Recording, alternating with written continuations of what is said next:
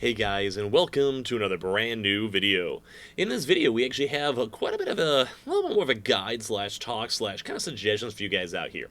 Now, even if you guys are either still on and waiting for your PlayStation 5 or just got it, I do feel like a lot of this stuff is just kind of just nice things to kind of know in the future, because we have been seeing issues, we've been seeing a lot more kind of media attention to as well in terms of lawsuits and everything else these past few days. So I kind of want to give you guys just a nice breakdown, a nice thing to what to go and do if you guys are having issues, and kind of giving you guys like a little bit of like a pre-troubleshooting, so you guys kind of know if there's ever any issues, hiccups, crashes, bugs, or whatever. Just so you know what to do before you guys go and send over your PlayStation 5, say, to Sony, because that, in all honesty, is kind of a still long process. Even if you can get your console fixed, even if you have like no big major issues, it still is annoying if you have to lose your console for like say 3 to 6 weeks, or sometimes maybe even longer.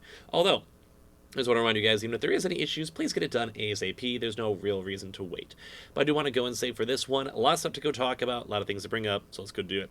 As well, we have been mentioning quite a bit as well for the Howl links down below. That's for Samsung. If you guys want to check that out for a free $200 for reservations, no commitments needed, all that stuff, link down below. We have the Twitter and Twitch stream as well. We have the Weebles, we have the Coinbases, we have the Target links, all for you guys to go check and see down below.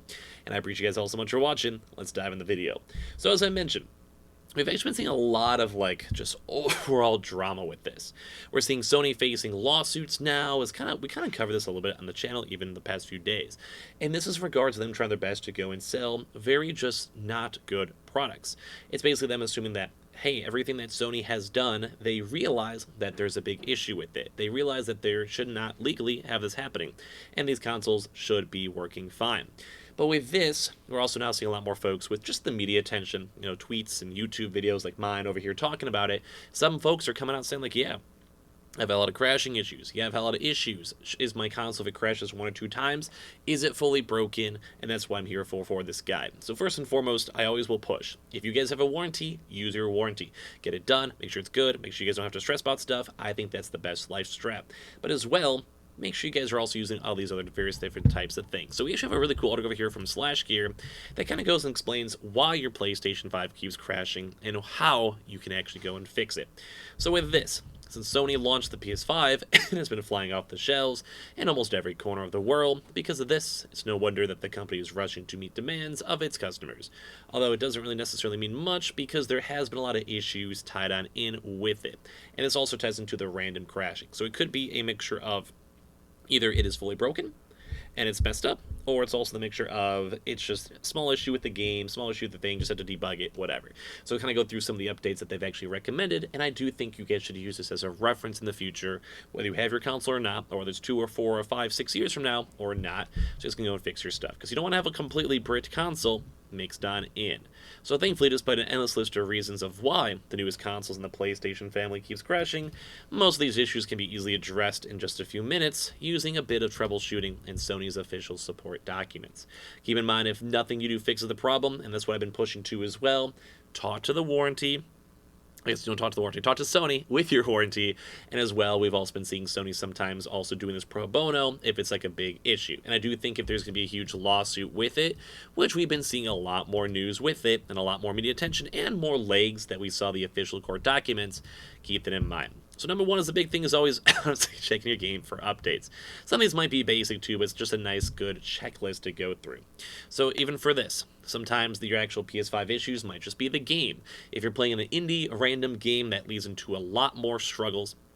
If you're playing a random game that's made just kind of mediocre game, bad port, Cyberpunk was probably a good example where a lot of people just knew the game was awful. A lot of people just thought the game was rough.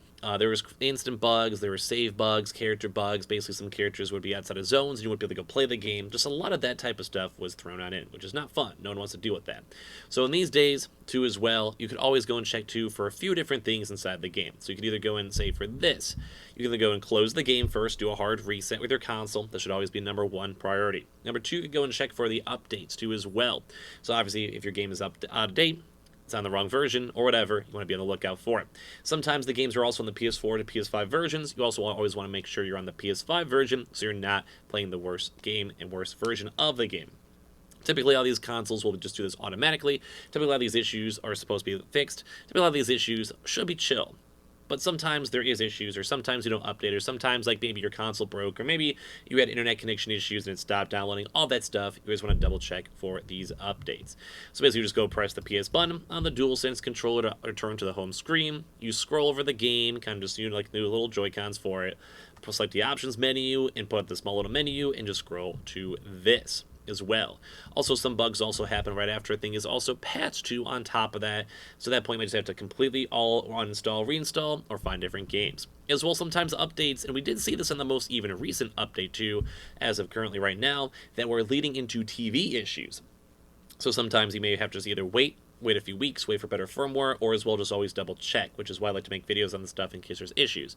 So basically this most recent update 2 as well had big issues with TVs. This was like a big like the HDR, VRR type style update, and that was actually into TVs actually having bleed-in effects, other various issues, flickering, etc.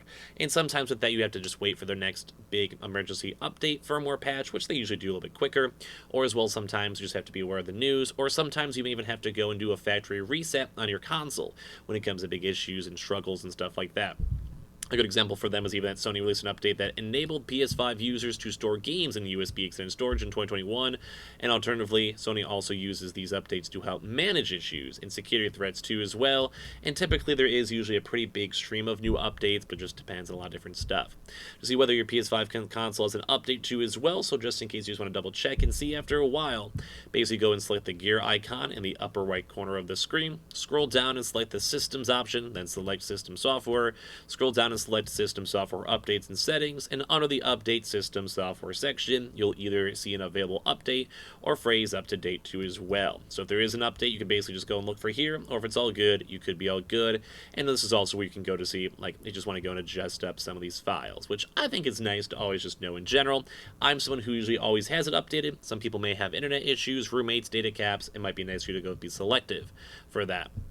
Also, if your PS5 is having trouble installing the latest firmware update too as well, you can either restart the updates, try to download the update to USB drives, and don't forget there is USB ports, so it's very easy for you guys to get brand new files into it in case you need it. So this is, you guys can see the rough format for all of this. This is a little bit more of a niche issue and hopefully won't happen to you guys, because that means you're getting consoles getting pretty close to being a little on the rougher side. A big thing too as well is also the DualSense controller. So surprisingly, a lot of people I also assume their PS5 isn't crashing when it could also just be with your controller. I've had that same issue too as well for my controller to PC, where sometimes like the shaking actually messes up with the USB connector, and that actually does mess with their connections. So basically sometimes if you guys see the issue in delays on the screen, it could also be syncing issues or connection issues, which could just be your controller instead of your console having issues. I'm sure there's been lots of folks out there who would think their PS5 consoles are rough, but their controllers are actually the bigger issue with that. So a lot of stuff you can always try restarting the console, then after the console's turned off, then you try to reconnect the controller. You're always trying to manually connect it. You could always try to use a little button in the back over here too as well, and that can also give you like a nice small hard factory reset. I almost want to say every now and then people should just do this every few years or so when there's brand new stuff, because sometimes, let's imagine you have like an iPhone 5. Like, over all these years, going to keep on having issues with it over time. A big also thing, too, as well as the rest mode. Because a lot of people were hearing issues at the very start with rest mode, where there's a lot of gaming updates that were basically meant to minimize the console, minimize power, minimize the whatever, but sometimes rest mode actually has also went and broken consoles. I'm sure you guys have heard about it.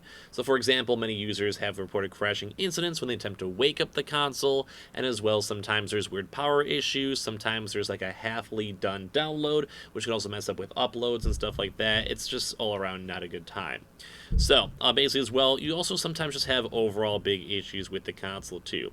So by going through this entire list, when it comes to all the updates, the controllers, everything, this should be a good thing. This should be an easy list. And if you're still having issues after all this is done, this is when you guys go and hit up PlayStation and Sony. This is when you're like, hey, I think my console's fully broken. I've done this, this, this, and this, and this. And as well, sometimes maybe it's just a weird issue. Maybe sometimes you can wait for next firmwares.